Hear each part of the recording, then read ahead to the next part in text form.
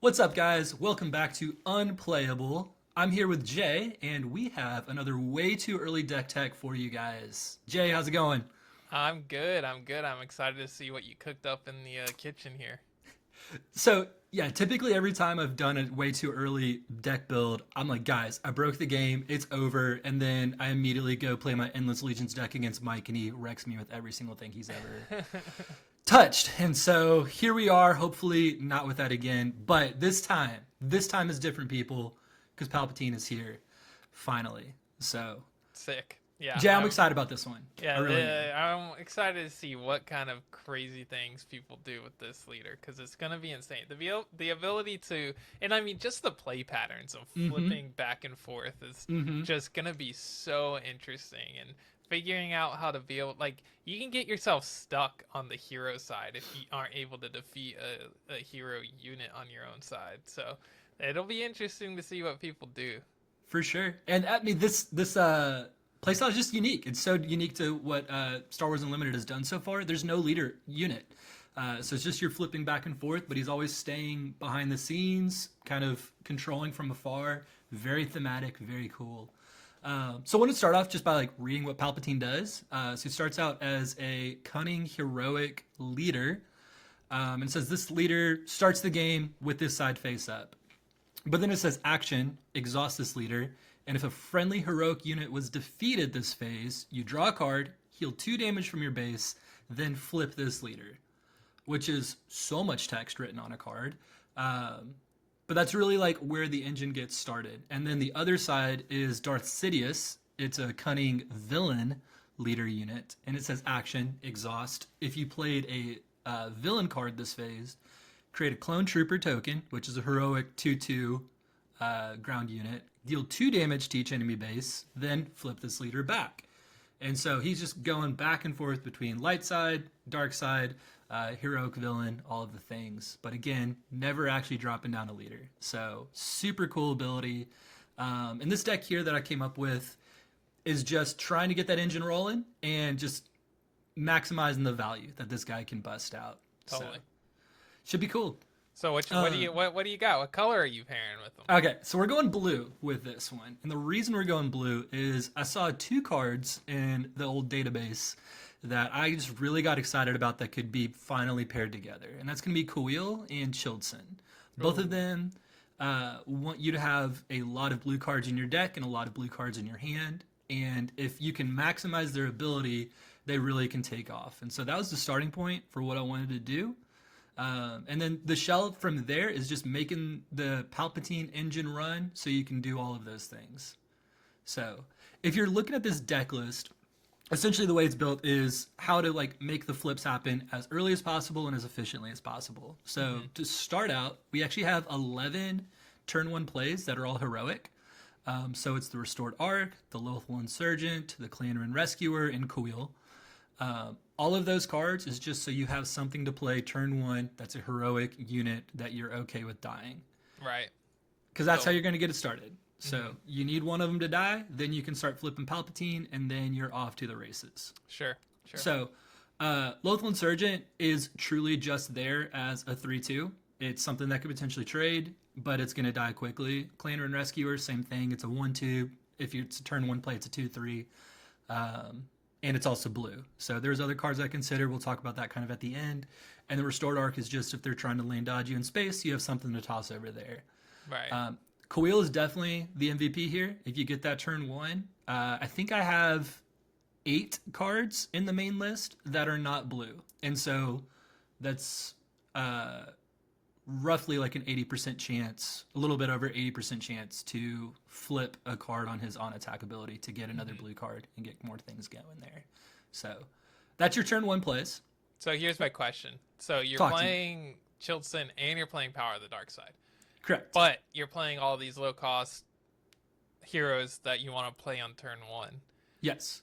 So I get like the general idea usually in these control-y blue decks that are playing Chilton is like you don't play anything turn 1. You play Power of the Dark Side to follow up, and then on 4 you'll be able to play Chilton with the full 4 Yeah. grip. Yeah. So what's the dynamic there? Do you not care if it's a full 4 grip? You just want to throw You something actually down on turn 2? because Or turn 1. Palpatine draws a card on the flip, you actually get that pretty consistently. So you are still able to play that card because Palpatine, when you flip, draws the additional card. Obviously, if you have Coil and are able to attack with it first, that's just even more that you're able to make happen. And it's definitely not like Fantasy Christmas Land. That's what you're going for in this deck strategy. But usually just the Palpatine flip is enough to kind of make that happen totally fine. Makes sense to me, Coach. So Just wanted turn to two. point that out for the people that might not have No, that's picked great. up on that combo there. I've spent way too many hours staring at this deck list, and so I'm kind of forgetting the things that I was working through at the start there for sure. So those are great questions. So yeah, it's kind of turn 1, you're just playing that heroic unit. Turn 2, you have a couple options. You can play Yoda, you can play the Concord Dawn Interceptors, just kind of whichever side you need to have a little bit more flexibility in. There's just 2 copies of each in that. And one thing you'll notice in this list, there's a lot of 2-ofs, and that's because you're just drawing so many cards. It's really about like having the correct answer more so than having the most efficient strategy. So Absolutely. it's going to play like a control list, but less late game because you're drawing so many cards. You actually want to be able to play a lot of cards at once, and so you don't want your hand to get too clogged up with late game bombs at the end. But you can play both of those. Also, if you're able to kill off your turn 1 play quickly, you can flip and potentially play the client Power the Dark Side. You have a couple options there as well. And so you're really just timing that flip based off what you have in hand. And then 2, with that turn 2 play, wanted to specifically talk about that Geonosian ship over there. So that is the Geonosis Patrol Fighter. And it starts out as a 5-cost unit, but actually it plays as a 3-cost. So it's got exploit on it. And so whatever you play turn 1, if you have one of these in your hand, you can just kill it with exploit, and that'll trigger the Palpatine ability. And so it's really there as a way to get to the late game. And the card is nasty. So we're really cautious about anything that's not a blue card that we're putting in this deck. But it also says when you play it, you can return a non-leader unit that costs 3 or less to its owner's hand. And so if you're playing against any sort of aggro list, this card, you play it down, you kill off your heroic unit, you're able to flip Palpatine, and also on the win play, you pop back whatever their turn 1 or turn 2 play was. So it just slows them down so much and gets your engine rolling quickly. So that's an easy MVP for me in this deck list that I scrapped a lot of yellow cards for this one to make it happen. Yeah, that's pretty sick. I like the That's combo awesome. of exploiting your hero cards so that you can trigger your Palpatine flip. That makes a lot of sense. And so, yeah, like I said, from there, you're really just trying to then keep that engine rolling. So you're playing your Childson, you're playing your Morgan Elsbeth's another hilarious one that just does everything you're wanting it to. So she has Restore 1, so you're trying to heal and get to the late game. She also says on attack, you can defeat a friendly unit, and then if you do, draw a card. So it's got the card draw, it's got the healing, it's got the ability to kill heroic units. Usually after you're kind of flipping back and forth, it's killing that 2/2 heroic that you've played with the Darth Sidious flip turn. And so from there, the rest of the list really is just control. So a lot of ways to kill their big things. You've got top target, vigilance, client. Like, that's a lot of healing right there. A lot of healing. So yeah, if you can get to the late game, you're probably gonna win from there. And then again, that's when you're trying to strategically choose, okay, do I want to keep Redemption to be able to heal and have a Sentinel? Do I want the Avenger to be able to attack and just kill whatever they have? Again, a lot of the late game in this list is you're adapting to what your opponent's trying to do and then stop them with that and win. But again, you have so much value throughout the game. It's essentially each flip turn, I consider like an additional 1 or 2 resources of just good stuff. And if your engine is running smoothly, it's not at any additional cost to you outside of 1 action point. So you're almost never going to have the initiative token. And so you have to play accordingly, that you need that healing. You need to make sure you're away from whatever they could do their first action on a turn to make that happen. But yeah, there's so many cool plays. Like I said, on turn 3, on your 4 resource turn, if you're able to play Childson, show the 4 blue cards, flip Palpatine or Sidious back over to Palpatine, you got 8/8 of stats on turn 3. Just nasty. So obviously that's the dream play, to get to play Quill turn 1, Childson turn 3. But you really do have so much card draw. It happens way more often than you think. Yeah, totally. and Palpatine's healing as well. So you have that in addition to Luke, Queel, and there's one more, and Yoda all have restore as well. So like you're just healing your base like crazy in this deck. Right. Yeah. I love that. Pretty much everything you're doing in here is restoring, getting a wider board, clearing off what they're playing. A couple of the other like weird picks in here. Bazine is just such a good villain card. In this deck in particular, with the Smuggle, it just lets you always have a villain card to play, since the Sidious side is you have to play a villain card to be able to flip back. If for whatever reason you don't have any in your hand, having one smuggled away is perfect, just to always have that available for you. Lumpike is serving the same purpose.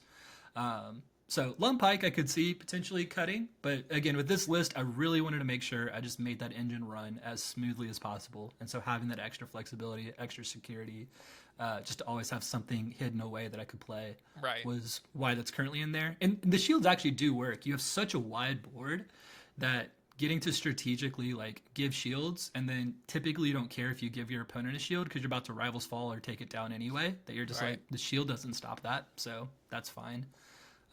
And the 4/6 is actually pretty solid stats to make that happen. So I've really enjoyed this deck. It's been a lot of fun and really consistent. Yeah, it's pretty sick. I like what you got here. I love seeing so many like hero and villain cards together, because that's what this guy is bringing to the table. So it feels good to see a solid mix of all of it together. What about this sideboard? What are these sideboard cards you got? Yeah, so you're going to see that and see just one copy of each. That's more cards that I'm considering, more so than my actual sideboard. If I were to build a sideboard for this list right now, I'd probably go with a little bit more of like a hand hate, a little bit of control going on. So I love throwing in a copy of Tech as a potential option there. Love 3 copies of Spark of Rebellion. Super Laser Blast, just in case they just have a go wide strategy. Is kind of what I'm looking for there. Also, typically, if I'm playing Vigilance, I want a copy of Restock just in case I'm playing against another like Super Control. And again, you're drawing so many cards that you almost need to mill them, not so you can get ahead on how many cards, but just to stay consistent with them. You really are just drawing that many cards in this list, which just goes crazy. I want to see Satine in this list. In the sideboard. That would be spicy. It's even spicier because if you drop Snoke and Satine, their action is weaker because they have -2 health on other characters. Yeah, that's very true. There's a lot of flexibility with what you can do with this deck for sure. And like I said, I felt like the blue was the most straightforward for, again, you're just trying to make the engine run, but every color combination you can do with this. It's just the options are so limitless, unlimited, some might say. Because you're playing heroic and villain cards in there. And so other like yellow cards in here that I really liked, I just couldn't fit in here because I really wanted to go with more blue cards to make Coil and Chilton run. R2-D2, the new one, is so sick. Getting to discard a card in your hand, you don't care what that is. You have so many cards, it doesn't matter. But then look at the top 3 cards and just get to pick one of them. It is awesome to just have that perfect answer. Plo Koon is also another one that's really cool because on the Sidious flip, you're making a 2/2, and then they typically don't want to kill that right away because the moment they do, you can flip back. And so Coordinate actually can come online pretty well, and you just have a 6/6 ambush. So there's a lot of cool options, a lot of things that like I definitely wanted to include that if I was building this list with any other color, I probably would put in there because I'm not just trying to have all blue cards, of course. So a lot of fun. Spark feels like one that definitely needs to be at least in the sideboard because of those control matchups, but also just like pay 2, snipe what you need to snipe from your opponent. It just always feels super strong. So Palpatine being a yellow hero deck like leader, it feels like you have like Spark of Rebellion feels like an auto include at least in the sideboard. Right, and that's where, again, if I wasn't building this blue, Tech and Spark Rebellion both would just be easy includes in this list. Just to, again, always have the flexibility, and also the hand hate just goes crazy in this list. I want them in there without a doubt. So it's been a lot of fun. I've been testing this like crazy, and again, once you get that train rolling, it is a hard train to stop. And so the only way is if they're able to race you. But you have so much healing in this list that it's really hard for them to make that happen. So totally. Yeah. All right. Anything else? I don't think so. Like I said, this deck list is much like tailored way more to making sure that you're flipping every single turn. So if you're wanting to go late game, you can figure out kind of what you're willing to sacrifice to make, again, the deck list just run. I think there's a lot of cool options too with you can do some ramp options in green. You could go more force strategy with like a yellow red or even just like a space strategy with yellow red, which would be really cool. A lot of flexibility. I just felt like this gave a very clear and concise idea for a way to make this deck list happen. Totally. Cool. Well, that's Palpatine. Y'all should run this list. Let us know your thoughts. What cards did we miss? What's not gonna work in here? And how do I beat Jay as much as possible? See you guys. Bye.